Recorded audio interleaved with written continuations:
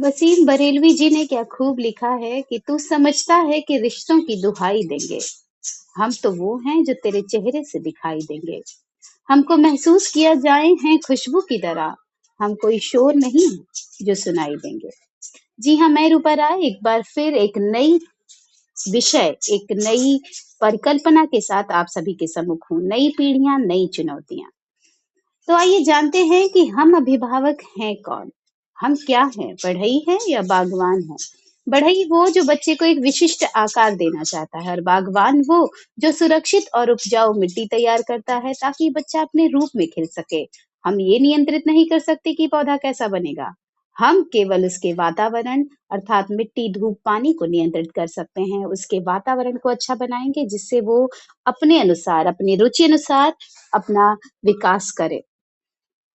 हम अभिभावकों के लिए तकनीकी व्यवधान सबसे बड़ी बुराई है, क्योंकि शोधकार्यों ने बताया है कि माता-पिता औसतन 5 घंटे प्रतिदिन फ़ोन पर बिताते हैं और जब हम फ़ोन पर होते हैं, तो हम बच्चों को अनदेखा करते हैं।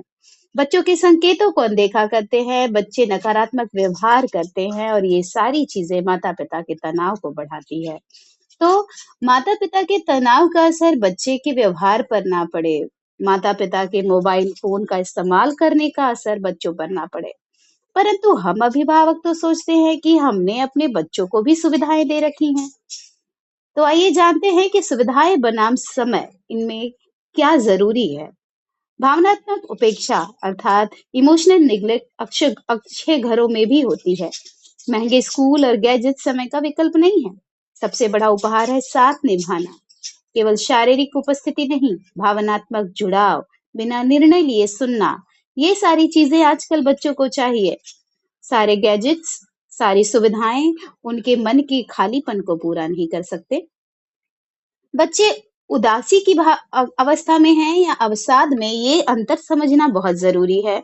यदि बच्चा कुछ घंटों या कुछ दिनों से उदास है, तो उसका कारण हमें पता है, अर्थात वो उदासी की स्थिति में है। लेकिन हफ्तों या महीनों तक रहता है अवसाद, रोजमर्रा के काम, पढ़ाई, खेल आदि सब कुछ प्रभावित होते हैं और ऐसे में हम समझ ही नहीं पाते कि बच्चा हमारा अवसाद से ग्रस्त है या फिर उदासी से।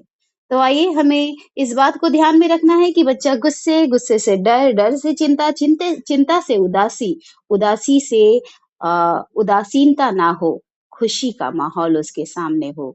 तो ये सारी चीजें हमें ध्यान रखने योग्य हैं।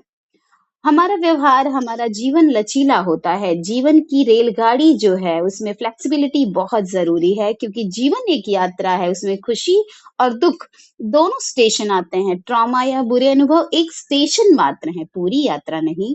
अर्थात हमें इस बात को ध्यान में रखना है कि यदि हमारे जीवन में कभी कोई ऐसी स्थिति आए जहाँ हम बड़े निराशावादी हैं, तो ज़रूरी नहीं कि हम हताश हो जाएँ। ऐसे में विद्यालय की भी भूमिका बहुत महत्वपूर्ण है। जैसा कि आप सभी देख पा रहे हैं, हर विद्यालय में बच्चों के मनोभावों को ध्यान में रख के बहुत सारे ऐसे सेमिनार्स, वर्कशॉप्स होते हैं जिनसे उन्हें अ, संवेगात्मक सपोर्ट मिल सके, सहारा मिल सके। तो डिजिटल डिटॉक्स प्रतिदिन 15 से 20 मिनट बिना फ़ोन के बच्चे के साथ बिताएँ। सक्रिय श्रवण करें, बच्चे की पूरी बात को सुनें, काटें नहीं और भावनाओं को मान्यता दें। गुस्सा आना सामान्य है, लेकिन मानना गलत है। तो आइए इसी के साथ आज से हम बिना कहे साथ निभाने की इस प्रक्रिया में शामिल होते हैं, क्योंकि रिश्ते खुशबू की तरह होते हैं जो बिना शोर मचाए अपनी उपस्थिति का एहसास दिलाते हैं।